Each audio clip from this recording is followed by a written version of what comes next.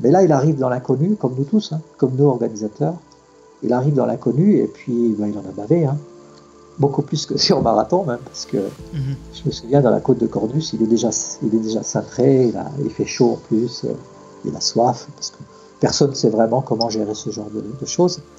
Et il finit vraiment dans la douleur et ce grand moment, et voilà, il est porté, il a deux doigts vers le ciel, il rentre dans une petite histoire au départ qui va devenir une grande histoire.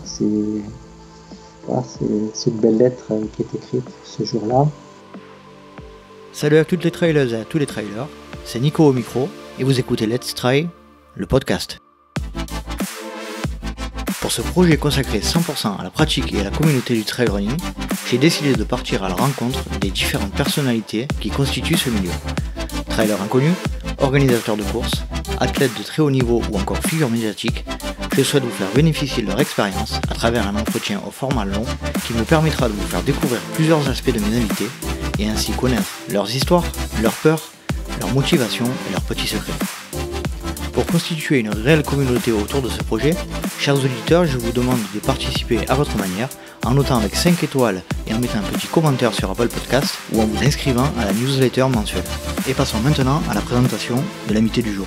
Aujourd'hui, j'ai l'honneur de recevoir un des personnages historiques du monde du trail, journaliste et photographe, il est le créateur des magazines VO2 Run et Endurance et du site internet SPE15 en 2015, consacré au dopage dans le monde de l'athlétisme et de la course à pied. Il est en premier lieu, et c'est ce qui nous intéresse le plus, le créateur et le fondateur avec son épouse Odile Baudrier du Festival des Templiers en 1995. Nous allons évoquer son immense expérience du milieu, puisqu'il fait partie des pionniers de la discipline. Remerciement tout particulier à M. Fred Bousseau qui a permis cette rencontre. Je ne vais pas vous faire patienter plus longtemps, et je laisse place à ma conversation avec Gilles Bertrand.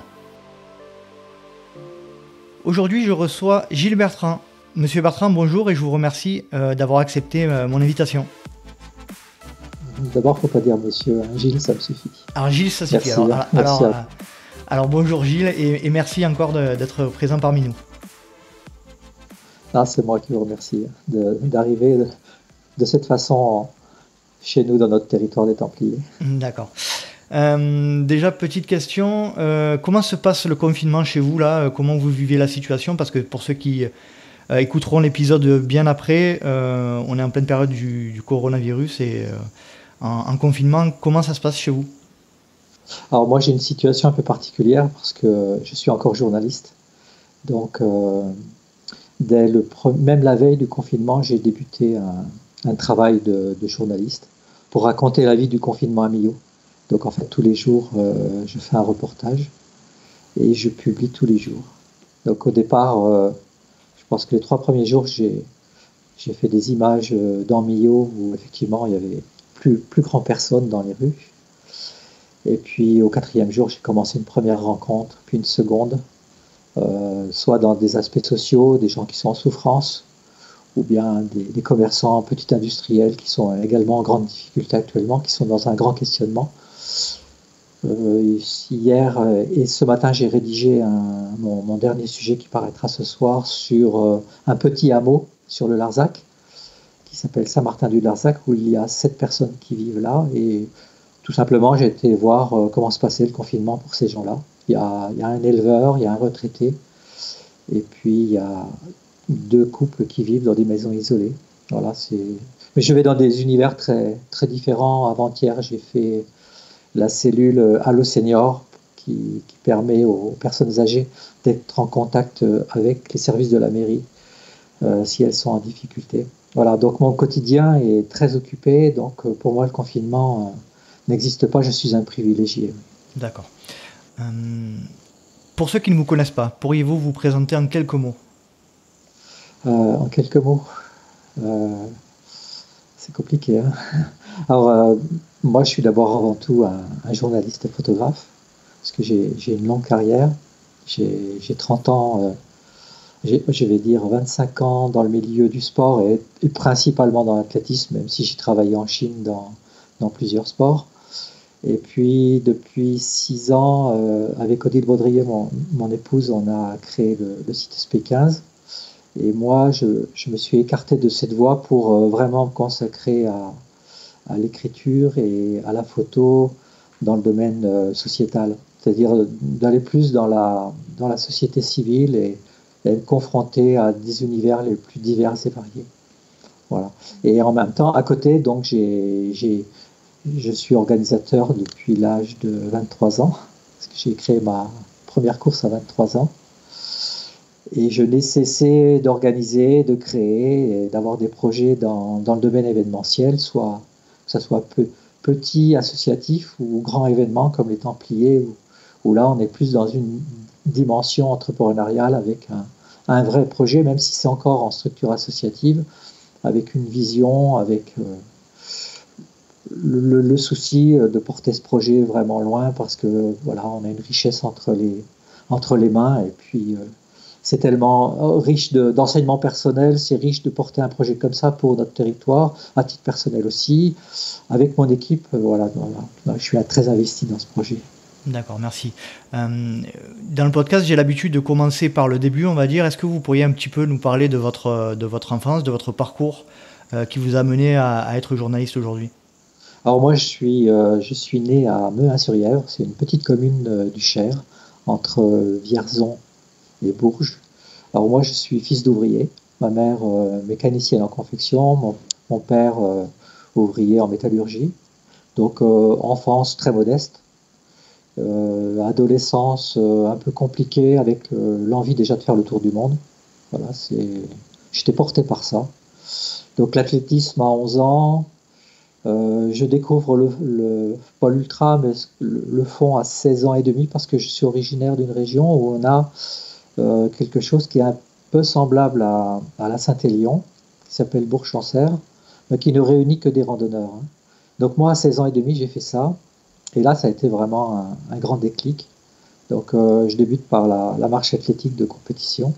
Donc à 17, 18 ans, 19 ans, je fais déjà des 50 km, des 6 heures. En même temps, je suis des études de géographie physique à la faculté de Tours. Et là, je côtoie des coureurs à pied et je côtoie les premiers coureurs sur route de l'époque qui m'embarquent sur le premier semi-marathon à Vierzon. Voilà, premier semi-marathon, j'ai 19 ans. Un deuxième semi-marathon 15 jours après à Châtellerault, où je fais 1h28, je crois, sans entraînement, enfin spécifique sur ce mode de progression, parce que moi j'étais marcheur, donc j'étais un peu bloqué à 10,5, 11 à l'heure, et là j'étais obligé de courir entre 14 et 15 à l'époque. Et je suis devenu très vite marathonien. J'ai arrêté mes études donc à la licence que j'ai eue. Donc là, j'étais un long moment à me chercher. J'ai fait 2 fois la traversée de l'Afrique en stop avec mon épouse. Elle, en parallèle de ça, elle par contre avait elle avait été donc recrutée par la Banque de France. Voilà, alors elle a fait quelques années à la Banque de France avant de me rejoindre. Donc là, je simplifie parce que ce sont des parcours assez chaotiques.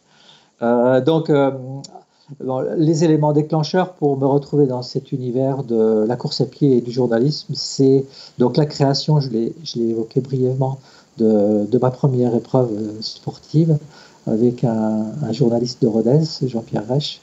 Nous créons ensemble ce qui s'appelait le Petit Tour du Rouergue. C'était une course par équipe de 5 qui faisait un petit tour de l'Aveyron Nord sur 120 km. En fait, on s'était inspiré de ce qui existait à l'époque. C'était une course en relais en Bretagne, qui traversait la Bretagne. Donc on avait dupliqué cette formule de relais. Et c'était en quelle année ce premier événement ? C'était en 79. 79. 78-79, ouais. J'avais 23 ans, donc. Et en fait, en créant cette épreuve, on s'aperçoit qu'il y a pas mal d'épreuves qui émergent en France. Je crois qu'il y a déjà à peu près 250-300 épreuves sur route. Et en fait, il n'existait strictement rien pour connaître les dates, comment s'inscrire. Il existait à l'époque une première revue de course à pied qui s'appelait Spiridon. Dans laquelle vous avez travaillé, me semble, non ? Ouais, à laquelle j'avais commencé à collaborer parce que quand j'ai traversé l'Afrique en stop, j'avais fait mes premiers reportages en Éthiopie, en Tanzanie et au Zaïre. Donc je connaissais le rédacteur. Donc on lui a fait part de notre projet de créer un agenda qu'à l'époque, il n'y avait pas Internet, il n'y avait pas donc les montres connectées, il n'y avait pas Strava, donc on notait tout simplement notre entraînement sur des petits calepins. Donc l'idée avait été de créer un agenda avec une maquette pour mettre dans des petites cases tous les jours son entraînement, et puis de adjoindre à ce carnet d'entraînement le premier guide qui recensait les courses qui étaient organisées en France. C'était des courses que sur route? Oui, à l'époque, alors il y avait des courses sur route et des courses de montagne. À l'époque, les courses de montagne étaient déjà existantes, comme les crêtes vosgiennes, le Canigou, le Nid d'Aigle. C'est les premières épreuves qui ont été créées en France. Même certaines étaient vraiment historiques, hein, puisque, comme le Canigou, c'est une épreuve qui est, je dirais pas qu'elle est centenaire, je connais pas la date, mais qui est vraiment très ancienne, qui est inscrite dans le patrimoine du pays catalan. Donc voilà, nous, on a eu ce projet d'édition qui a de suite trouvé son public, parce qu'en fait, il y avait un vrai manque, et puis le running explosait totalement, puisque ça a été la première grande vague du running en France, avec la création des grands marathons, notamment Paris, que moi j'ai dû faire en 79, 80, quelque chose comme ça. Et donc là, on a vraiment mis un pied tous les deux avec Jean-Pierre, et déjà Odile, qui travaillait en plus de son emploi à la Banque de France et collaborait déjà dans l'ombre à la rédaction de ce guide, qui était un guide annuel qui a de suite trouvé son public et qui a été un vrai succès. Et on a fait ça pendant 10 ans. Et en même temps, on a créé... Ce guide, il était diffusé comment, par quel moyen? Alors, on le diffusait principalement par abonnement.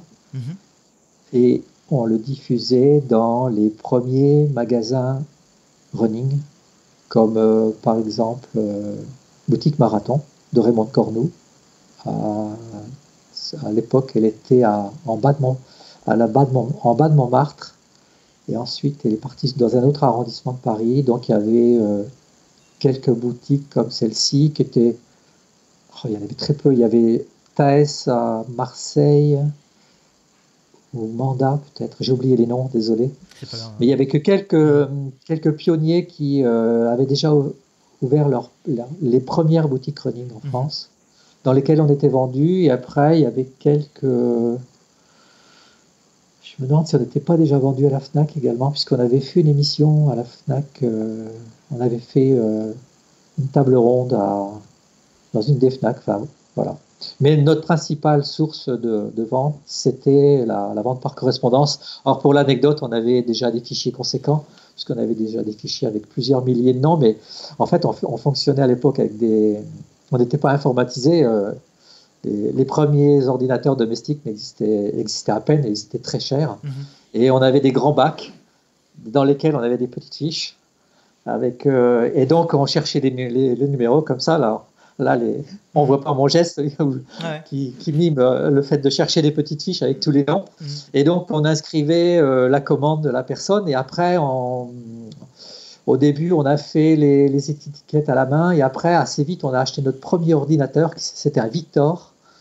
Et on a pu éditer, donc gérer nos fichiers sur ordinateur. Enfin, c'est ma femme qui a créé les premiers fichiers avec un système qui s'appelait Dbase, qui était vraiment archaïque. Et donc, on éditait nous-mêmes nos étiquettes. Ouais, exactement. Et donc, en 89, moi, j'étais un grand lecteur de magazines. À l'époque, il existait un magazine qui s'appelait Actuel, qui était un peu l'équivalent de Society aujourd'hui.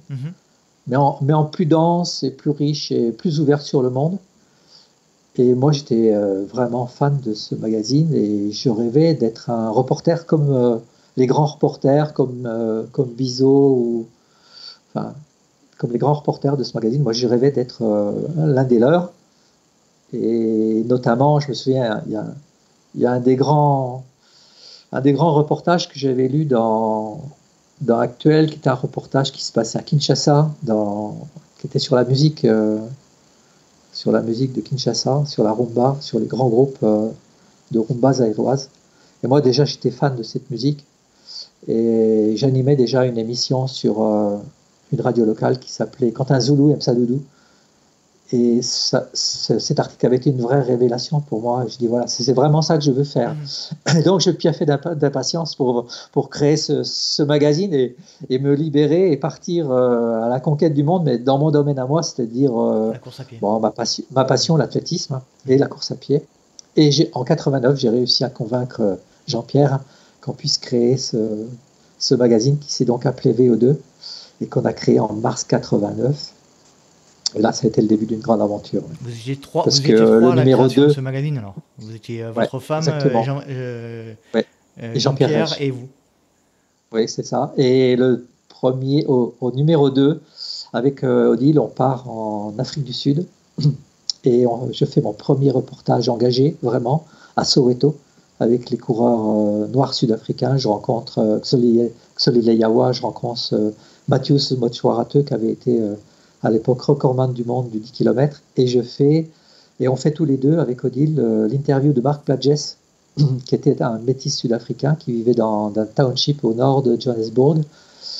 Et on le rencontre, on fait notre premier grand interview. En plus, il avait une vraie symbolique parce que c'était un grand militant anti-apartheid qui ensuite a immigré aux États-Unis et il a gagné les championnats. Il a été champion du monde de marathon en Allemagne. L'année, je ne me souviens plus, avec le maillot américain. Et 2 mois plus tard, on part au Kenya et là, on rencontre Kip Keino à Eldoret. Pareil, sans pratiquement pas d'adresse. À la débrouillardise, c'est-à-dire tout ce qu'on avait appris dans nos voyages en Afrique, c'était savoir se débrouiller et partir à l'aventure et remonter le fil de l'info comme ça et trouver la personne. Et c'est là où je fais aussi mon premier reportage dans un petit meeting d'athlétisme. C'était à Kakamega, à la frontière de l'Ouganda. Et puis après, c'est parti, quoi. Et donc, de là, poursuivre le fil de ces grands reportages qui s'enchaînent, c'est là où nous partons au Leadville Trail. Donc, dans le Colorado. Ouais, parce qu'à l'époque, j'étais abonné à Ultra Running, qui a été la première grande revue d'ultra, créée dans les années 70.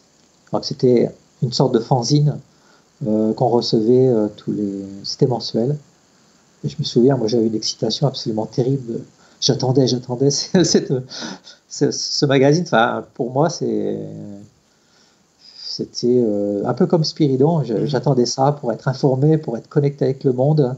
Aujourd'hui, on a tout dans la fraction de seconde, mais nous devions attendre vraiment longtemps. Et franchement, les jours qui précédaient l'arrivée par la poste du magazine, on avait une vraie impatience.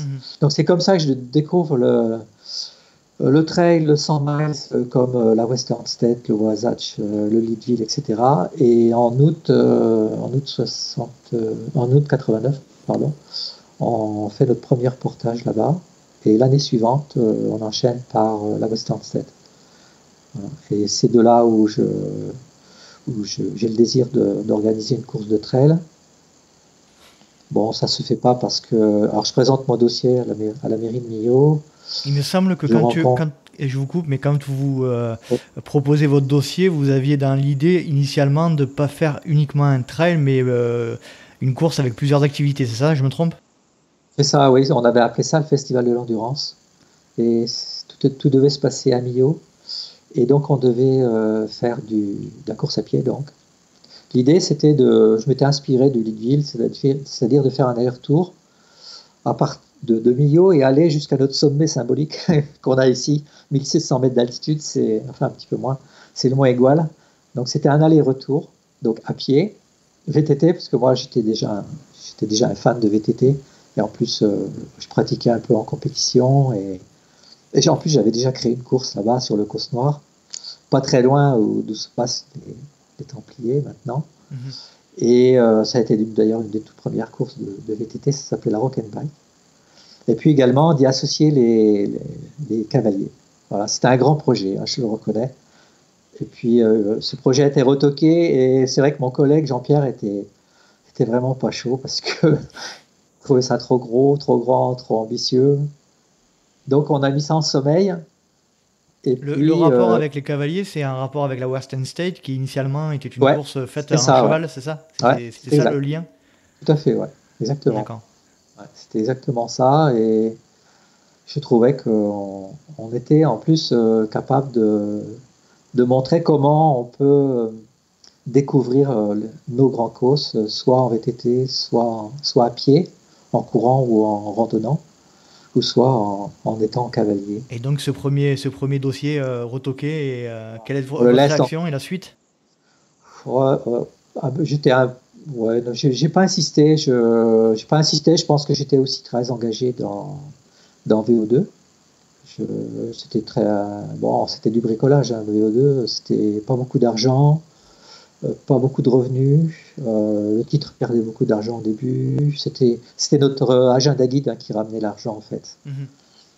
Puis après, on avait développé une petite boutique de vente par correspondance pour éponger les déficits du départ. Par exemple, on avait créé les premiers collants hivernaux. Enfin, moi, j'avais la chance d'avoir une sœur qui était styliste, et donc elle avait dessiné les premiers collants. Enfin, parce qu'à l'époque, la tenue du coureur, c'était pas de porter des collants, c'était assez mal vu en fait de se balader avec des collants qui moulent un peu. Donc, et moi, je m'étais dit, mais pourquoi on porterait pas parce que je faisais aussi du ski de fond et on portait déjà des combinaisons en lycra assez saillantes, et je me disais, mais pourquoi on porterait pas ça en courant alors qu'on avait des joggings ouais, qui étaient assez informes en coton transpiré là-dedans, donc c'était pas très confortable. Donc, on a créé une petite boutique comme ça qui a vraiment bien marché et qui a épaulé la vie, la survie du magazine, parce qu'au début, c'était vraiment pas ça.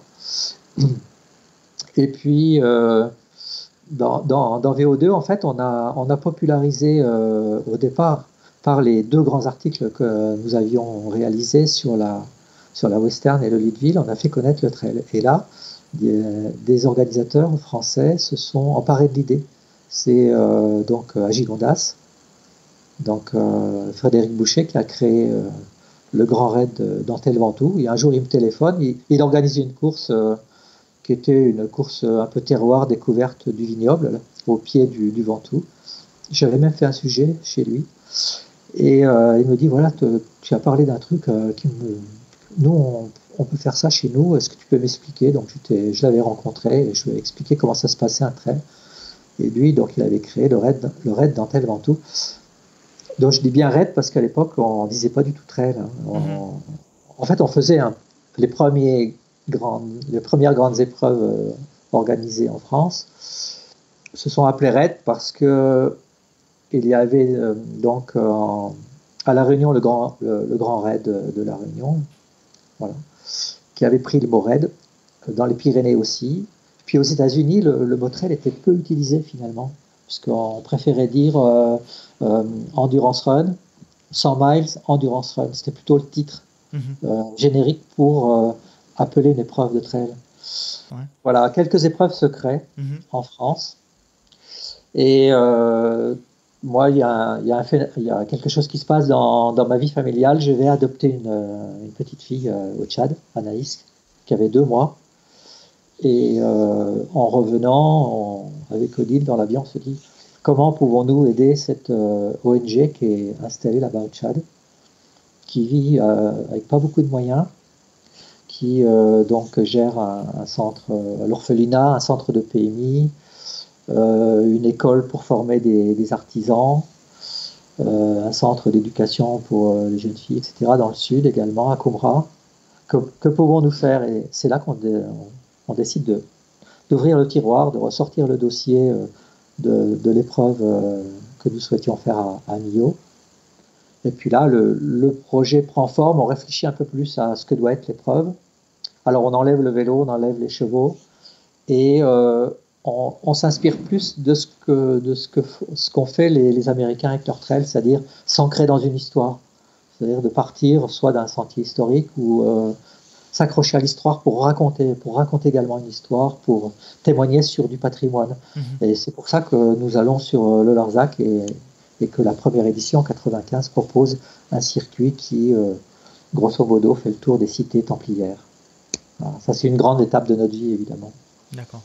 Et c'est à ce moment-là qu'est décidé le nom et le thème de la course. Et ce sont également 95, surtout 96, nos grandes années pour VO2. 96, c'est les JO d'Atlanta. C'est le titre là vraiment a décollé. C'est nos plus grosses ventes en amont dans le preview et après les JO où franchement on fait un excellent travail journalistique. On, on était capable de par notre expertise d'être capable de faire un sujet sur toutes les disciplines. En plus, c'est vrai que on s'était quand même moi, je m'étais beaucoup spécialisé sur le Kenya et Odile et moi sur les États-Unis. Donc, on avait été sur les trials dès 92 à la Nouvelle-Orléans. Moi, j'avais été faire un sujet sur l'inauguration du stade d'Atlanta. J'avais été faire les trials à Sacramento. On avait déjà été faire pas mal de sujets aux États-Unis sur Mike Conley, qui était recordman du monde du triple saut. Enfin, je ne vais pas citer tous les noms, mais on avait une bonne expertise. Et là, vraiment, le titre VO2 s'envole. Là, vraiment, c'est un magazine qui est établi, on est reconnu.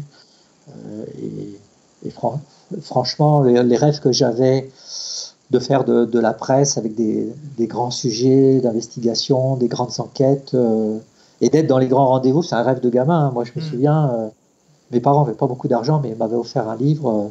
C'était dans des petites collections qui existaient à l'époque, des petites collections roses ou vertes, je ne sais plus exactement.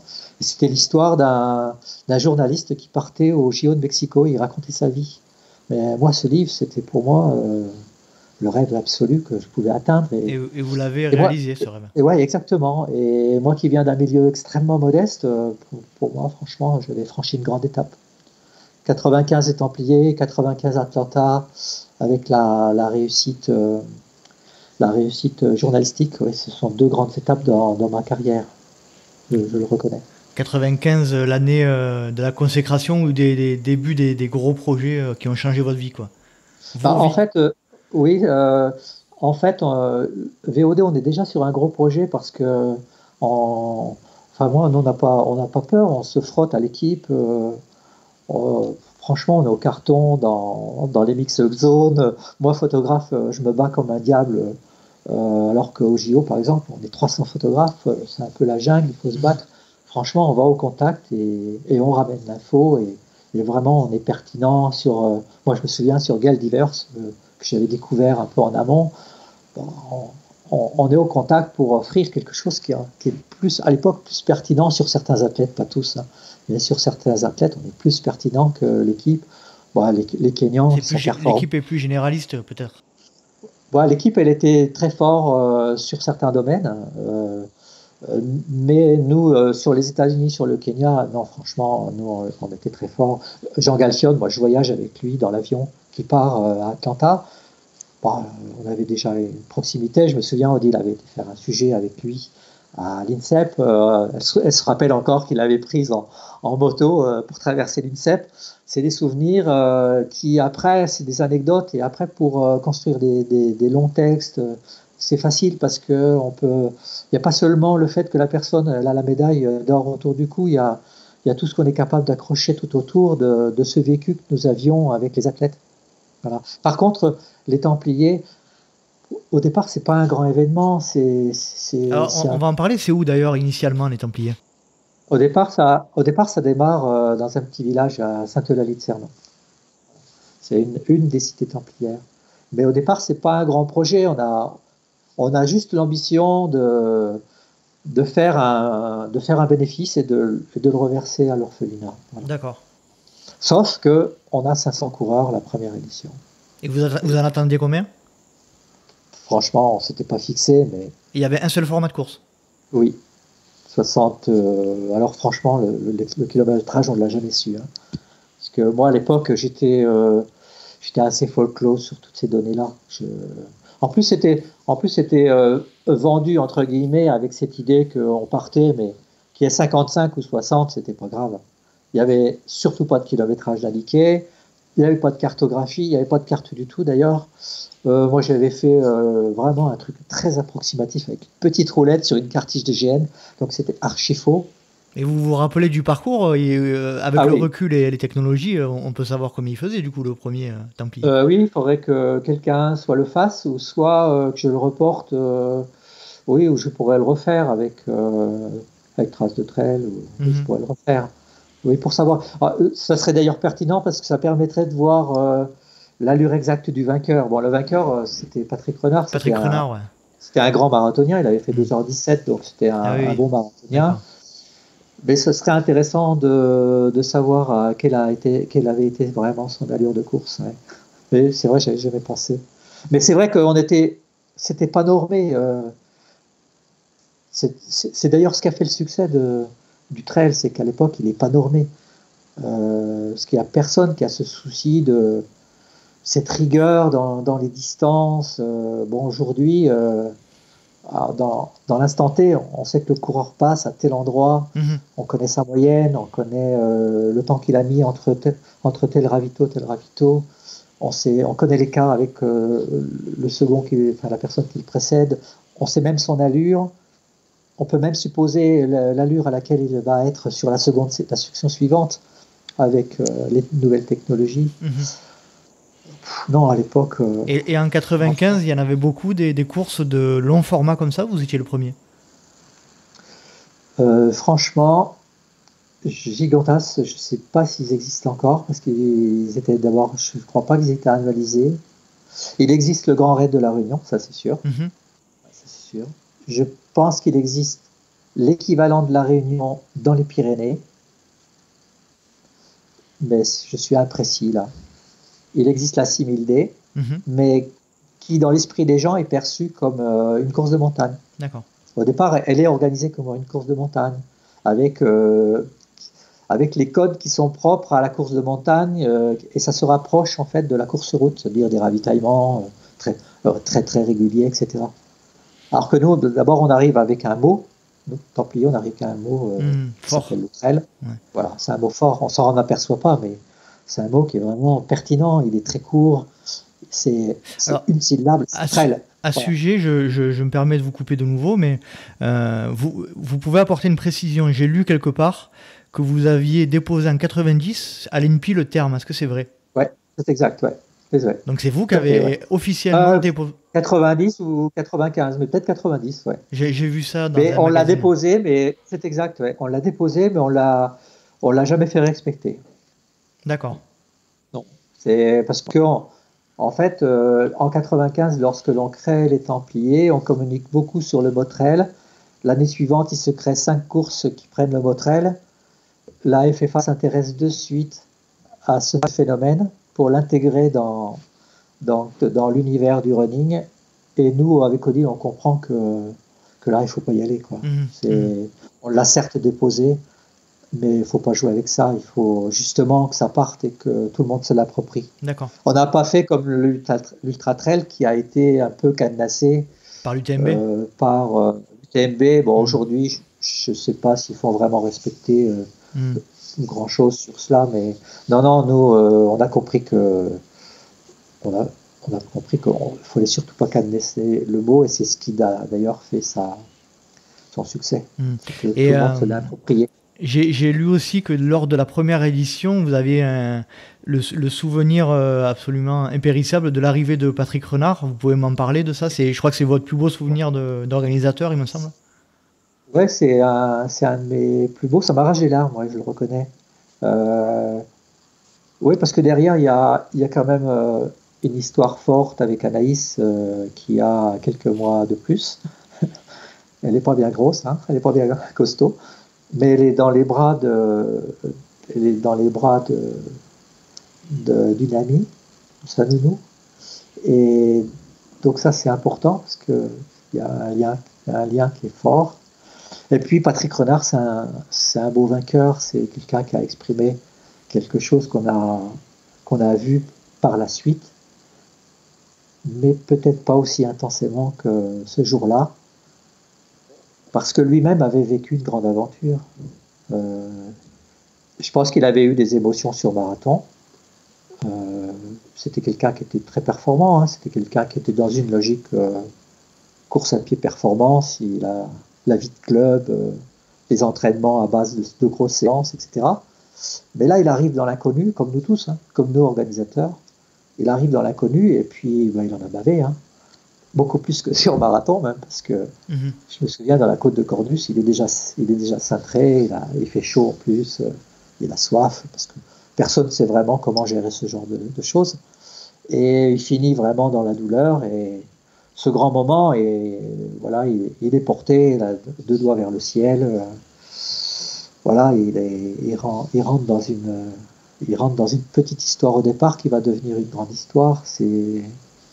Voilà, c'est une belle lettre qui est écrite ce jour-là. On a l'impression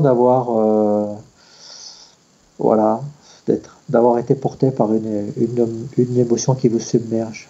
Donc, ouais. En plus, il a la couronne. On avait déjà mis des codes qu'on avait été piochés ici et là. Il n'y avait pas l'arche? Non, l'arche n'existait pas. N'existait pas.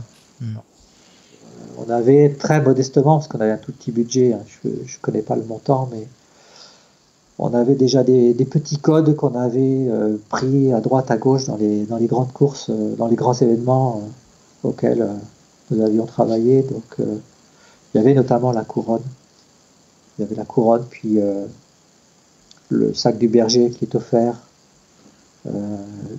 Le trophée, c'était une fêtière de toit qui était faite en émail par quelqu'un qui fait ici des carreaux de Rojol qui sont connus mondialement. Et c'est surmonté d'une colombe, et voilà, c'était symbolique. La course, elle avait pris son envol. Et vous vous dites à ce moment-là, on part pour quelque chose de long. Vous avez le sentiment qu'il y a quelque chose qui s'est passé ce jour-là? Non, on n'avait que l'instant présent. En fait, on n'était pas dans la construction. D'accord. Non, on n'était pas du tout dans la construction de se dire, voilà, je m'inscris pour une longue histoire. Non, vous aviez prévu qu'une édition? Non, on était parti pour que... Oh non, dans notre tête, on était parti pour que l'épreuve dure, parce que d'abord, elle avait cet objectif de reverser donc un montant financier à cet orphelinat. Donc, on ne se voyait pas faire juste une édition, juste un one-shot, non. Et d'ailleurs, c'est pour l'anecdote, mais lorsque l'épreuve s'installe, il faut dire qu'à l'époque, on était très peu soutenu, notamment par les collectivités locales. On avait déjà des partenaires privés, mais localement, on était peu soutenu. Donc, on avait décidé de faire un petit salon dans la salle des fêtes avec une quinzaine d'exposants. C'était très modeste, hein, c'était vraiment la table, les tréteaux, la table, des petites cloisons, je ne sais plus comment, mais on avait essayé de décorer comme on pouvait. On avait fait des tirages photos qu'on avait suspendus sur des câbles en haut. Enfin, c'était un début. Mais par contre, ce petit salon, c'est de suite un succès. Et je me souviens avoir dit, parce qu'on avait créé, je l'ai évoqué, j'avais créé une course de VTT. Et la course de VTT, on l'a faite 2 fois. Et j'ai arrêté, parce qu'en fait, la FFC a mis le grappin sur le VTT très vite. Et pour organiser, il fallait qu'on soit en club. Et moi, à l'époque, je ne me voyais pas rentrer dans un club pour organiser. J'étais plutôt individualiste. Et puis, je ne me voyais pas créer un club pour organiser. Je ne me voyais pas rentrer dans une structure fédérale. Donc, on a abandonné. Et là, quand j'ai vu que notre petit salon et notre course grandissaient, je me suis dit, j'ai fait l'erreur d'arrêter ma course de VTT. J'ai vu ce qu'était devenu le Rock d'Azur. Bien sûr, alors, 25 000 participants, je crois, combien c'est? Je ne ferai pas la bêtise que j'ai faite une fois. Et là, progressivement, la course, elle a pris son envol. Mais pendant, je dirais, pendant 15 ans, on n'a jamais été dans une logique financière. Jamais. Franchement, non. On nous a beaucoup reproché d'avoir rajouté des pièces tous les ans, une course comme ci, une course comme ça. Mais franchement, si on l'a fait, c'est parce que, on avait envie, et puis 2, c'est parce que on voyait bien qu'il y avait des gens qui ne pouvaient pas faire les Templiers. C'était. Moi, je raconte toujours cette anecdote parce qu'elle est importante, parce qu'on a été vraiment beaucoup critiqués sur le fait qu'on qu'on a mis, nous, dans notre programme, des petites distances. Parce qu'à l'époque, le trail, voilà, il faut que ça soit dur, il faut que ça grimpe, il faut du dénivelé, il faut que les gars, ils en bavent. Et moi, je me disais, mais finalement, il faut que la discipline elle soit accessible. Et un jour, je vais signer ma convention avec les gendarmes. J'avais un petit contrat pour la sécurité. Et le gendarme devant moi au guichet me dit, ouais, c'est bien 65 bornes, mais nous, on ne peut pas. Nous, tu ferais une petite course de 20, là, ça va. Nous, ça, on sait faire. Et quand je rentre, je dis, mais je pense que le gendarme, il a raison. Il faut qu'on aille vers ce public qui a envie de courir, mais ils ne feront jamais 60 parce que c'est beaucoup trop long pour eux. Ils s'entraînent pas, ils peuvent pas s'entraîner, enfin, pour différentes raisons. Et c'est comme ça qu'on a créé la Templière, surtout pour les femmes, parce qu'au départ, on avait quand même une grande majorité d'hommes qui couraient. Hein. C'était, je crois, 6-7% de femmes au départ. Donc beaucoup de femmes qui venaient voir le mari courir. Et le samedi, elle s'ennuie un petit peu, donc Odile, c'est elle qui a eu l'idée, créons une épreuve courte pour les femmes, la Templière. Ça, c'est le premier maillon qu'on ajoute à... C'est en quelle année la création de la Templière? Je suis désolé. Je peux pas dire. Ouais, là, il faudrait que j'ai mon petit lexique là avec moi. Je suis désolé. C'était peut-être en 2000, en 99, pour fêter le 5e anniversaire, on crée l'Ultra. Je pense que c'était 2000-2001. Ouais. D'accord. Ensuite, on crée les 18. On avait créé, je fais un petit peu la chronologie des courses. Oui, on avait créé pour fêter l'an 2000 sur l'Aubrac, on crée le premier trail sur neige. Ça n'existait pas en France. Moi, j'étais skieur de fond. Et je me suis dit, tiens, il y a de moins en moins de neige sur l'Aubrac. Je fais pratiquement plus de ski de fond, mais j'aimerais bien créer une épreuve hivernale. Il n'y a rien qui existe de ce genre en France pour fêter l'an 2000. Donc, on a créé la FILA Aubrac 2000 le 25 janvier 2000. Et on a eu beaucoup de neige.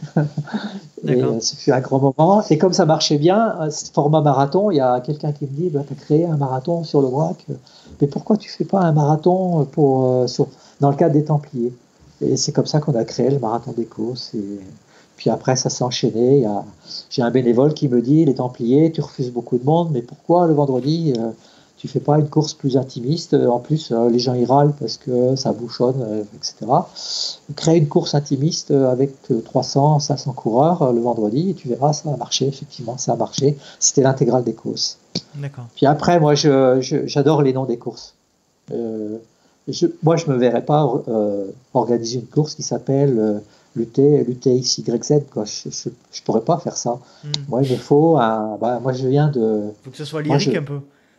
Ouais, mais moi, je joue avec les mots toute la journée. Je vais de plus en plus vers la poésie. Là, pendant le confinement, j'ai lu des poèmes d'Éluard. Donc, il me faut des mots, moi, pour expliquer, pour raconter. Moi, mon petit discours que je fais à ma petite façon au moment du départ des Templiers, c'est simplement des mots. C'est pour créer de l'émotion. Moi, les mots, ça me donne de l'émotion parce que ça sonne à mes oreilles. Moi, j'écoute de la musique, j'écoute des chansons, de la belle chanson française parce que ça me transporte. Voilà, la poésie me transporte. Donc, quand j'ai un mot qui me vient à la tête, j'ai envie de créer une course. C'est bête, hein, parce que c'est vrai. La Mona Lisa, c'est comme ça que ça se passe. J'ai un mot qui s'appelle Mona, le Mona. Un jour, parce que souvent je faisais ce circuit qui est très beau, là, qui monte sur le Causse en partant du Mona et je reviens par le ravin des Ânes. Et là, c'est venu comme ça, quoi, au détour dans un virage, sans doute, je sais pas. Et puis la Beaufy 50, pareil. La Beaufy 50, c'est à force de cheminer sous les falaises, sous la Beaufy. La Beaufy, c'est une grande falaise. C'est une paroi qui est connue par les grimpeurs. Les grimpeurs. Voilà. Et la Beaufy 50, c'est venu comme ça. Et là, j'ai envie de... Je ne l'ai pas fait cette année parce que j'ai été un peu timide, mais j'ai envie de créer une course pour jouer avec le mot d'ourbi. J'ai trouvé 3-4 mots qui sont géniaux. je ne vais pas les dire là, parce que peut-être l'épreuve n'aura jamais lieu, mais j'ai envie tout simplement. Voilà. Tout, tout, beaucoup de choses se sont passées comme ça, déclenchées par des mots qui me donnent des sensations. C'est vrai. Hein. Est-ce que vous pouvez nous parler un petit peu, alors c'est pas du tout une critique, hein, il peut sembler parfois un paradoxe entre votre vision initiale du trail, que vous avez pu constater notamment à la Western State ou ailleurs aux États-Unis, et ce qui est devenu aujourd'hui le festival, qui est quand même une énorme machine. Est-ce que vous pouvez parler de ce paradoxe-là? Alors moi, je pense que je suis quand même quelqu'un d'assez ambitieux. Enfin, je pense l'être. Mais l'ambition qui permet de dépasser les clivages, qui permet de dépasser les freins qu'on a dans la tête, c'est de se dire ça, je suis capable de le faire. Voilà. Ça a été le cas pour moi au départ, quand j'ai 16 ans, quand je fais ces 55 bornes. Voilà, ça, je suis capable de. J'ai envie, je vais me lancer là-dedans. Quand je lance VO2, c'est pareil. J'ai pas un centime. Je sais pas ce que c'est que de faire de la presse. J'ai jamais. Je connais aucun des rouages, mais je suis porté par ça. Et les Templiers, on les a vus grandir, et j'ai eu le sentiment que j'avais dans les mains quelque chose d'extraordinaire. Voilà, j'avais envie de bâtir tout autour, et j'avais envie que là où j'habite, il y ait comme un espèce de diamant qui brille ici, et que toute la ville, toutes les associations, tout mon entourage, tous les gens qui sont avec moi depuis 20 ou 25 ans, on soit capable de tirer les grands grillets d'eau bien ouverts sur le Grand Causse, et puis on y va, on a quelque chose de fabuleux dans les mains, et surtout on ne va pas se priver. Parce que pourquoi on se priverait? Bien sûr. Parce que, en fait, moi je me suis aperçu d'une chose, c'est que quand on va à l'arrivée de la Templière, ou des troubadours par exemple, moi je vois des femmes que je croise dans la rue à Millau. C'est parfois des femmes qui ont eu des problèmes de santé, des problèmes de surpoids, et puis elles s'embarquent dans ces aventures parce qu'elles ont des copines, elles disent mais si tu peux le faire, c'est ouvert à tout le monde, faut pas que tu aies peur, etc. Moi quand je les vois arriver, franchement, ça me fait quelque chose, quoi. J'ai des poils comme ça sur les bras, et moi j'ai envie d'ouvrir les vannes pour ces gens-là, voilà, parce que il n'y a pas que l'ultra, il n'y a pas que les Templiers qui effectivement sont des grands moments, parce que on va beaucoup plus loin dans la recherche, dans une quête de soi, mais pour ces femmes, franchement, c'est l'Everest, même pour des hommes. Moi je vois des hommes qui font 120 kilos, qui n'étaient pas capables de marcher, ils ont pris 2 bâtons, ils ont commencé à marcher, ils ont commencé à grimper 100 mètres de dénivelé, et puis ils se sont dit, je suis capable, ils ont mis un dossard, je les retrouve chez moi, ça me rend heureux, et je me dis, mais pourquoi j'ai envie de me limiter? Et là aujourd'hui on a une quinzaine de courses, enfin, je pense que peut-être dans certaines, ça manque peut-être un peu de confort, parce qu'on a eu, je pense qu'on a pratiquement tout réglé maintenant. Alors, on a eu des moments, effectivement, où ça a coincé, etc. Mais globalement, aujourd'hui, sur l'Ultra, sur la Midnight, sur le marathon du Larzac qu'on a créé, parce que le marathon des Causses, on ne voulait pas qu'il grossisse plus, donc on a créé le marathon du Larzac pour 500 personnes. Franchement, les gens, quand ils partent, c'est une petite odyssée sur le Larzac. Quand ils arrivent, franchement, ils ont vécu une petite aventure personnelle sur un parcours qui est riche en patrimoine, qui est riche en histoire. Moi, hier, j'étais à Saint-Martin-du-Larzac. C'est là où une partie de la lutte s'est faite, dans les années 70-80. Donc, j'ai fait l'interview d'une des grandes militantes de l'époque. Moi, j'ai envie que les gens comprennent ça. Donc, moi, accueillir 15 000 coureurs, j'ai aucun complexe. D'autant plus que nous faisons quand même la Belle de Millau, 2000 personnes. C'est à peu près 25 000 euros qui sont reversés à la Ligue contre le cancer, donc on est quand même engagé. Bien sûr. Bon, maintenant c'est le jeudi. Le jeudi matin, on a des courses sport adaptés, donc parce que ça c'est quelque chose qui m'est très cher. Voilà. Alors oui, effectivement, c'est une grosse machine. C'est aussi une grande kermesse, c'est aussi une grande fête. Je pense que le samedi, c'est une grande fête. C'est pour moi, je suis heureux de voir notre animateur qui fait la Java sur le podium et qui fait danser les gens. Les hommes, les femmes s'embrassent. Je ne sais pas s'ils vont pouvoir le faire cette année, mais ils ont la banane. Enfin, les gens sautent. Je confirme. Et puis après, c'est très solennel et franchement, le dimanche matin, dans le silence, quand il y a ce départ des Templiers, s'il y a une telle solennité, c'est un peu religieux. Vraiment, les gens sont en communion. Moi, tous les reproches qu'on peut me faire, que c'est une grosse machine, c'est l'hypermarché. Franchement, moi, je suis trop heureux de ça. Hein. Et franchement, si je pourrais faire 30 000, je ferais 30 000. Alors, on ne peut pas pour des raisons que tout le monde connaît d'entre elles. Hein. Et je ne veux pas aller au-delà de ce que l'on fait aujourd'hui. Aujourd'hui, on est bien calibré.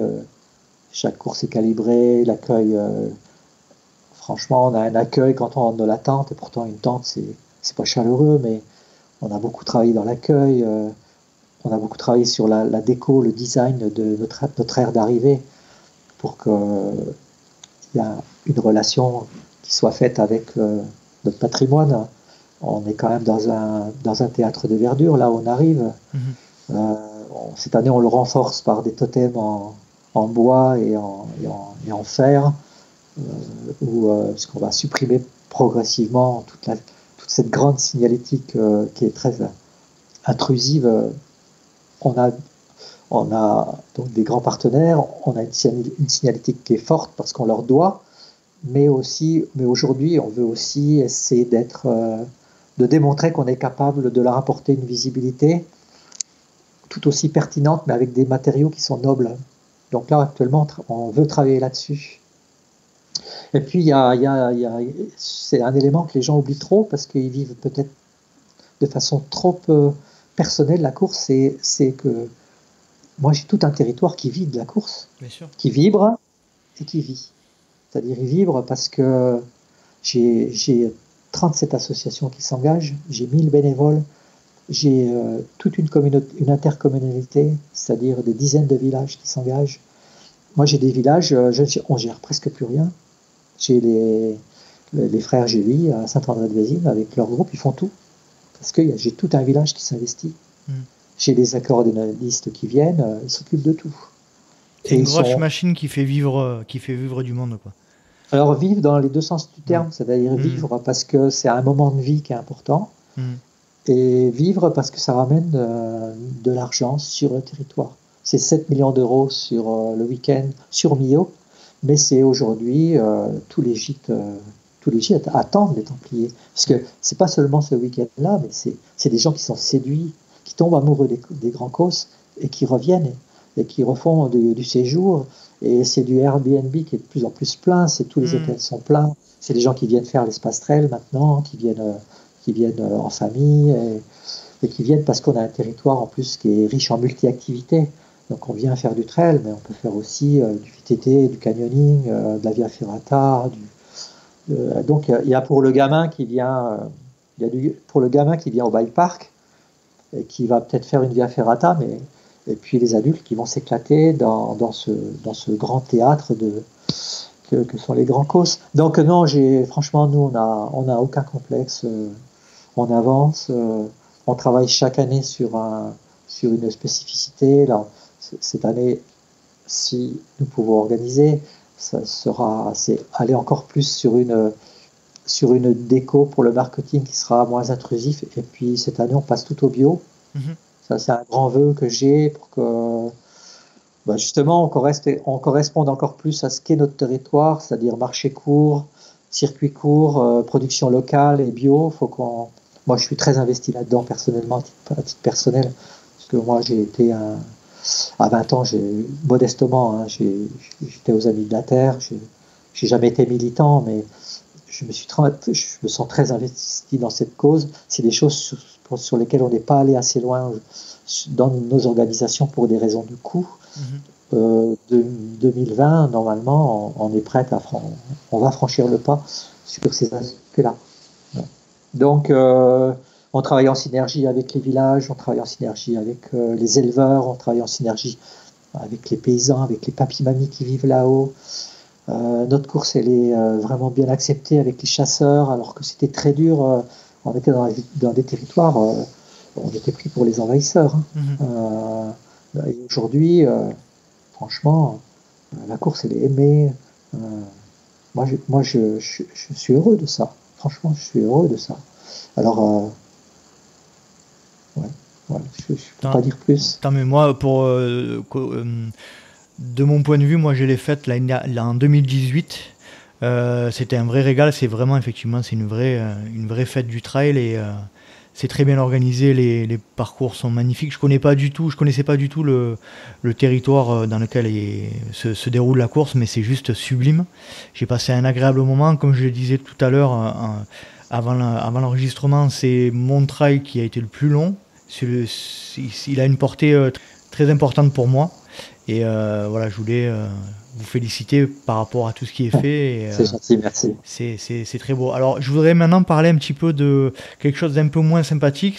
J'aimerais revenir sur le Templier de l'année dernière et sur son annulation en rapport avec les fameuses conditions météo. Est-ce que vous pouvez nous parler un petit peu de cette annulation-là? Oui, c'est vrai, je me suis beaucoup expliqué là-dessus, c'est normal. Mais comme je l'ai répété plusieurs fois, une annulation, il faut l'avoir intégrée avant. C'est-à-dire, quand on organise, nous, on organise à notre échelle. Hein. On n'est pas ASO, on n'est pas le CIO, quelque part, même si l'événement est important dans l'univers du trail, on reste des organisateurs modestes.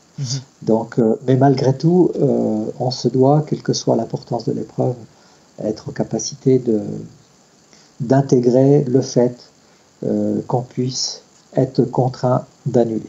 Voilà, donc ça, chaque année, vous pensez à cette donnée-là. Voilà. Donc pour moi, au fond de moi, je l'avais en moi, ça. Je savais qu'un jour... C'est déjà arrivé? Non. C'était la première fois? Même aucune alerte, aucun questionnement. Mais au fond de moi, je savais qu'un jour, je serais obligé d'appuyer sur le bouton rouge. C'est stop. Alors, après, comment cela s'est déroulé, nous avons des bulletins météo qui sont très imprécis, mais ça, on le sait. C'est une donnée constante. Il y a parfois des bulletins météo très précis parce que on est sur des phénomènes, des prévisions qui sont très stables. Donc là, on n'a pas de souci à se faire, que ce soit pas très beau ou très beau, mais on sait qu'on aura un temps bas, 7 degrés, un peu de vent, et puis ça ne va pas bouger. Là, par contre, nous avions des prévisions qui étaient vraiment imprécises, qui ont bougé constamment, et jusqu'au samedi matin, on avait 3 bulletins différents, hein, puisqu'on avait 2 abonnements, bon, plus la météo du viaduc de milieu, qu'un salarié du viaduc nous fournit gracieusement. Donc le samedi matin, on n'était absolument pas en mesure de savoir si nous allions être confrontés à un vrai cataclysme. Impossible. Moi, à midi, je vais au PC, on regarde ensemble les bulletins. Pour nous, il y a un risque en fin de soirée, mais pas plus. Par contre, à 18h30, là, on a eu des bulletins beaucoup plus précis, avec un risque d'orage à 10h30. Donc, moi, j'étais sur le terrain, donc je suis rentré en urgence. Bon, un quart d'heure plus tard, j'étais au PC. On a fait une réunion de crise. Donc, le temps de réunir toutes les personnes qui étaient susceptibles d'apporter un avis pertinent arrive. bon, je me souviens plus des horaires exacts, mais passé 19 heures. Et là, on a passé 1 heure et demie effectivement à évaluer si on prend le risque ou si on ne le prend pas. Parce que l'intensité des orages n'était pas précisée. Donc, nous sommes 1h30 à essayer d'évaluer s'il est possible ou non d'organiser en prenant un risque éventuel. Et c'est au final la voie de la sagesse qui l'a emporté. Une personne dans mon équipe qui est habituée à faire de l'assistance sur de gros rallyes à l'étranger a eu un poids important dans la balance pour peser vers une annulation. Et parce que bon, c'est vrai qu'on a évoqué tous ensemble la possibilité de faire notre parcours de repli pour espérer sur un parcours plus court faire rentrer tout le monde beaucoup plus tôt.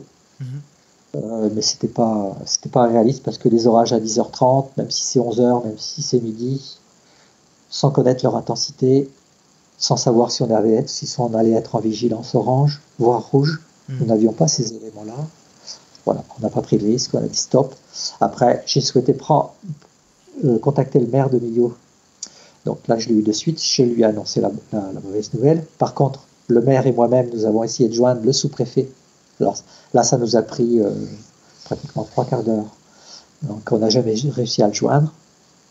Donc voyant que nous n'arrivions pas à joindre la préfecture, la sous-préfecture, on s'est dit bon ben maintenant la décision elle est prise, maintenant on avertit tout le monde. Donc là on a perdu un peu de temps. C'est vrai que les coureurs nous l'ont reproché. Après ça s'est vite oublié tout ça. Et à 22h, donc on a envoyé donc sur une plateforme un SMS et un mail à tous les coureurs et on a averti tous nos prestataires.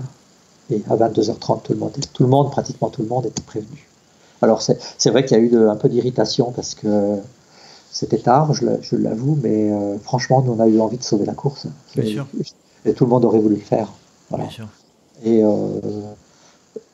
c'est vrai que si la veille on me disait ces vigilances orange et rouge, là je jouais pas, hein, c'était déjà décidé.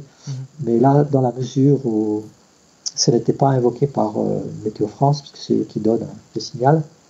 Et même le lendemain, la vigilance orange et rouge n'a jamais été décidée. Donc à 5h30, on est venu sur la ligne, à 5h, on est venu sur la ligne de départ. Il y avait un petit groupe de coureurs, environ, je ne saurais pas l'évaluer, au départ 20, mais peut-être entre 40 et 50. Et effectivement, il y a eu quelques personnes un petit peu énervées, dont une ou deux extrêmement agressives, qui ont été insultantes, pas à mon égard, mais sur des bénévoles. Et puis, assez vite, pourtant à ce moment-là, on avait déjà un fort vent. Hein. Les scènes étaient en train de s'envoler. C'était assez impressionnant, puisque les gars essayaient de démonter les scènes, mais ils ne pouvaient pas, ils étaient obligés d'arrêter. Et puis, assez vite, les fortes pluies sont arrivées vers 8h. Donc, ça pleuvait très fort. Après, il y a une petite accalmie. Et c'est là où certains coureurs sont partis ils sont partis sur le COS pour monter la Puncho, pour essayer d'oublier, là, pour essayer d'évacuer cette grosse déception. Et c'est là, à 10h30 ou 10h35, où il y a eu cet énorme coup de tonnerre qui a fracassé toute la vallée, tout le COS. C'est d'ailleurs la vidéo qui a été tournée par un blogueur qui a été un peu virale, cette vidéo, et qui a démontré qu'il y avait un vrai danger. Et à partir de là, à midi ou 13h, je ne me souviens plus exactement l'heure, on a eu la foudre qui est tombée sur une maison face à la course. Il y a eu le feu qui est parti comme une boule et les pompiers sont venus. Et puis après, on a eu un énorme orage et une pluie absolument diluvienne jusqu'à 16h30, je crois. D'accord. Voilà. La messe était dite. Donc, à partir de là, nous, on a travaillé pour rapatrier tout le ravitaillement, 10 tonnes, pour le stocker, pour appeler les services sociaux, le CCAS ici, le centre de secours, etc., pour que tout cet alimentaire puisse être récupéré, pour que ça ne puisse pas être perdu. Et à part le pain, je crois qu'on a tout perdu, le pain, c'est de 100 kilos. Parce qu'on pensait pouvoir le donner au centre équestre, mais en fait, ils ne le prenaient plus. On a réussi à tout écouler et on n'a pratiquement pas eu de perte. Voilà. D'accord. Donc la décision était bonne et Non, sans. non, mais là, non, mais là, c'est.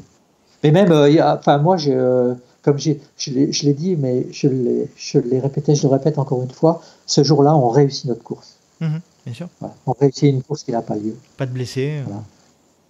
Non, c'était. En fait, la course, elle s'est résumée à prendre une seule décision. Parce que quand vous organisez, vous avez des milliers de petites décisions à prendre. On s'en rend même pas compte. Ces décisions se prennent en parlant, en discutant. Vous allez voir les bénévoles. Alors tout va bien, tout ça. Ah, au fait, il y a ça. Donc, hop, la question, elle est simple, la réponse, elle est simple. Vous vous rendez même pas compte. C'est dans le flow, dans le flux. Mais là, par contre, il n'y avait un seul questionnement, une seule réponse. On a pris la bonne décision. Voilà, point. Après, c'est derrière nous, hein, ça a fait mal. Après, on a eu la chance d'organiser l'hivernal. L'hivernal, il faisait très beau.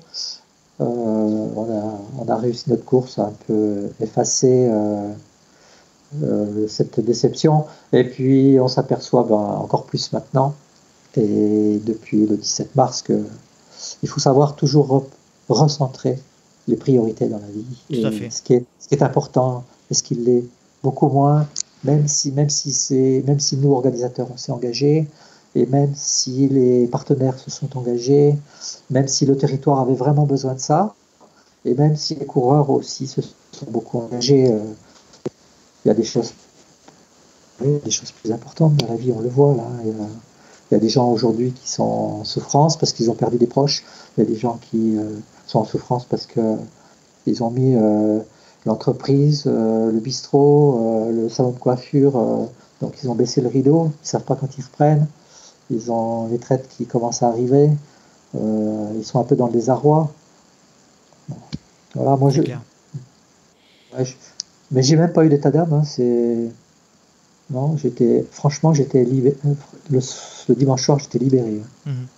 Libéré d'avoir pris une telle décision, d'avoir pris la bonne, ouais, avec le poids qu'on a, oui. Parce que vous avez un poids quand même. Hein, Bien vous sûr. avez le poids vous avez vos partenaires, vous vous dites, putain, il y aura une déception, parce que la course, le 25e anniversaire, il n'a pas lieu. Votre petit mot que vous avez préparé dimanche matin, il reste dans la poche. Surtout que c'est un moment clé pour moi, ça. C'est mon petit moment de. Voilà, où je me place dans l'univers. C'est ma petite bulle qui dure 1 minute 30. Voilà, vous mettez le petit papier dans la poche, et puis vous dites non, il y a bien plus important, et c'était le cas. C'est clair. Est-ce que vous pouvez nous parler un petit peu de la manière dont vous voyez la suite des Templiers ? La suite des Templiers, on la voit dans la continuité de ce qu'elle est aujourd'hui, l'épreuve. Comme je l'expliquais tout à l'heure, une épreuve qui se recentrait. Alors, ce qu'on souhaite réussir, c'est une alchimie entre organiser un grand événement, mais ne pas se corrompre. C'est une alchimie extrêmement complexe. Parce que effectivement, quand on arrive dans les Templiers, on peut avoir ce choc visuel qui peut être décevant ou perturbant. Et ça, ce qu'on souhaite réussir à terme, c'est gommer cette impression. C'est-à-dire que faire en sorte que quand le coureur il arrive, il faut qu'il se sente dans quelque chose qui le séduise de suite par plein de petits aspects qui vont être... bien sûr, il va y avoir du marketing, il va y avoir de la com, il va y avoir de l'affichage parce qu'on ne peut pas vivre sans nos partenaires. Mais il faut qu'il y ait des éléments de graphisme. Le théâtre qu'on va monter, dans lequel les coureurs vont monter sur les planches, il faut que ça soit un théâtre qui soit extrêmement séduisant. Voilà. Ça, c'est notre grand vœu, c'est ce qu'on veut vraiment réussir à terme. Après c'est m'échapper un peu de ce qu'est le trail aujourd'hui par cet aspect-là, mais être encore plus en phase avec un territoire, avec qui est riche, avec une histoire qui est forte, et pour m'échapper comment dire, De du la vague. du côté factuel un peu du trail.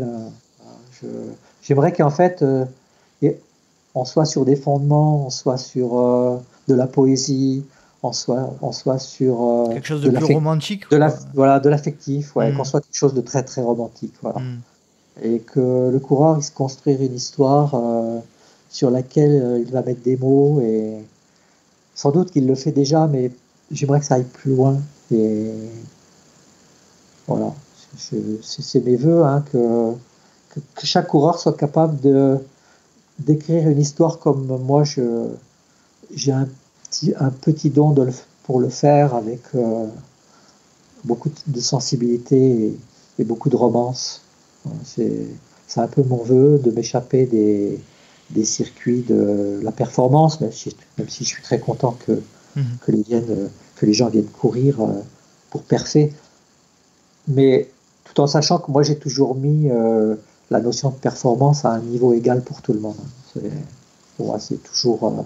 J'ai toujours dit, viens, qui veut, gagne, qui peut, et c'est à chacun sa victoire, voilà, à chacun sa performance. C'est pas un chrono, c'est la performance, c'est quelque chose que chaque coureur doit se construire pour soi-même, et bien sûr être finisher, mais c'est pour tout ce qu'il va vivre dans la course. C'est ce que j'ai expliqué tout à l'heure, c'est pour la femme qui sort d'un trauma au niveau physique et qui vient se reconstruire et puis se réapproprier quelque chose. Et ça, elle va mettre des mots qu'elle va pas nécessairement dire, parce qu'il y a beaucoup de pudeur, mais elle va se construire, elle va s'écrire une histoire interne, une petite chanson personnelle qui va lui permettre d'aller plus loin dans la vie. Voilà. Et briser un peu le côté un peu masochisme de l'ultra, le côté un peu ouais, tous ces aspects-là pour lesquels je me suis écarté de tout ça. Donc dans les formats de course, non, on peut pas aller au-delà, on peut pas avoir plus de coureurs. Il faut qu'il y ait beaucoup plus, il faut qu'il y ait du confort, il faut que les gens se sentent bien. Il faut qu'ils se sentent apaisés, même si le corps va brûler un peu de temps en temps. Comme les coureurs disent, ça va piquer. Mm. Voilà, toute l'équipe est portée vers ça. D'accord. Et ça, c'est un message qu'on fait passer à tous nos partenaires, c'est un message qu'on fait passer à tous nos bénévoles, parce que les bénévoles, c'est eux qui ont le relais. Hein, parce que le langage, le dialogue, c'est les bénévoles. Hein. Moi j'ai un peu de relation, mais peu finalement. Parce que je suis assez happé, même si je suis assez disponible. Hein, mais par contre, s'il y a une chaîne humaine qui se construit tout au long de la course, et ce sont les bénévoles qui vont construire hein, ce relationnel, ce lien, ce petit côté affectif, le sourire, c'est eux. C'est un peu moi, mon équipe, mais c'est cette chaîne humaine. Hein. Donc c'est tout ce dialogue qu'il faut construire, entretenir et faire comprendre que tous doivent se situer dans ce grand flot. D'accord. Ok. Bon, ben j'espère que. Non, mais c'est très bien. J'espère que vous allez pouvoir perdurer cet esprit et que vous allez pouvoir mettre en place le romantisme dont vous parlez. D'ailleurs, à ce sujet, quand on parle Templier, on parle. La première chose qui me vient en tête, moi, c'est. Vous en avez parlé un petit peu tout à l'heure, c'est le départ. C'est cette chanson d'Héra, c'est cette osmose qu'il y a au départ, c'est quelque chose de... Ça date de quand, la chanson d'Héra Je pense que c'est la 4e édition, je pense. 4e, ah ouais, d'accord. 3e ou 4e, ouais. Donc ça fait plus de 20 ans. Ouais, ce ne sont pas les 2 premières, c'est sûr. C'est la 4e ou la 5e. Mais je pense que pour la 5e édition, en 99, nous l'avions. Je suis presque sûr. Ceux qui ne connaissent pas et qui écoutent le podcast, allez voir sur YouTube le départ des Templiers. C'est quelque chose qui fait vibrer. Est-ce que vous voulez aborder un sujet qu'on n'aurait pas abordé ? Non, non, je vais me répéter, mais les Templiers, c'est s'approprier notre territoire.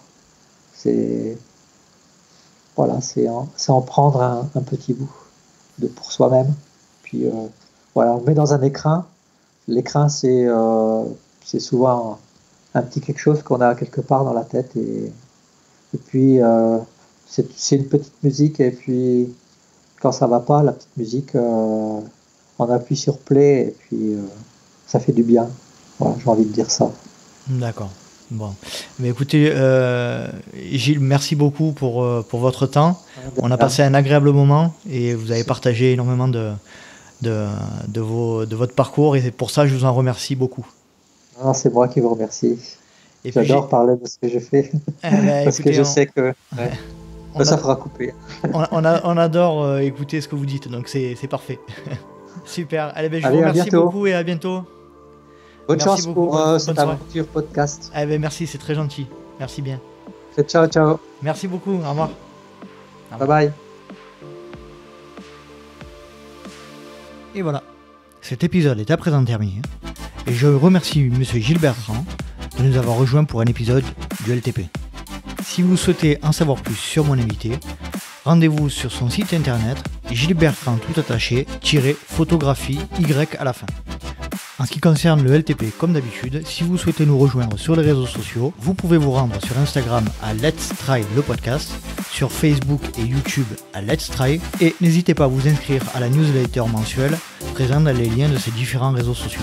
J'espère vous retrouver pour un prochain épisode du LTP, et d'ici là, n'oubliez pas, vive le trail libre, vive Let's Try, et si vous pensez que c'est impossible, faites-le pour vous prouver que vous aviez tort. Salut, salut!